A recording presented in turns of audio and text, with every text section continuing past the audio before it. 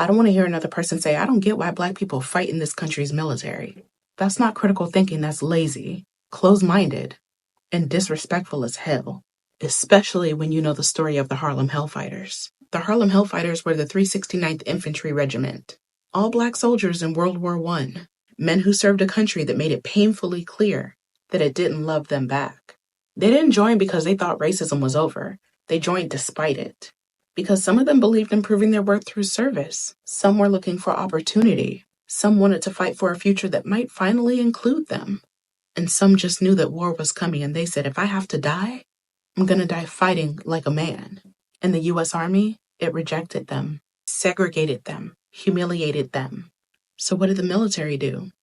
They gave them to the French, literally handed them over. Because white American troops didn't want to fight next to Black soldiers. But the Hellfighters, they showed out anyway. 191 days on the front line. Longer than any U.S. regiment in the war. No retreats, no backpedaling. Just raw courage. Private Henry Johnson, who took on nearly 24 Germans in the dark, alone, while wounded, protected his brother in arms with a jammed rifle, a knife, and then his fists. France awarded him their highest medal. He died poor, wounded, and ignored. And you still want to sit up here in 2025 and say, I don't understand why Black people joined the military. No, you don't get it because you've never tried to.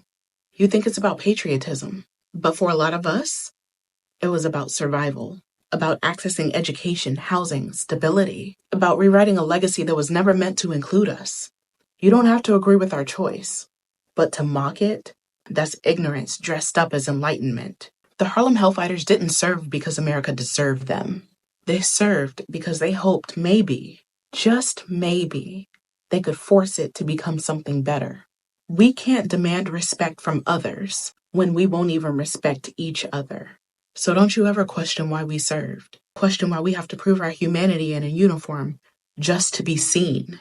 And question why over 100 years later, Black soldiers are still having to fight 2 wars. One overseas and one right here at home.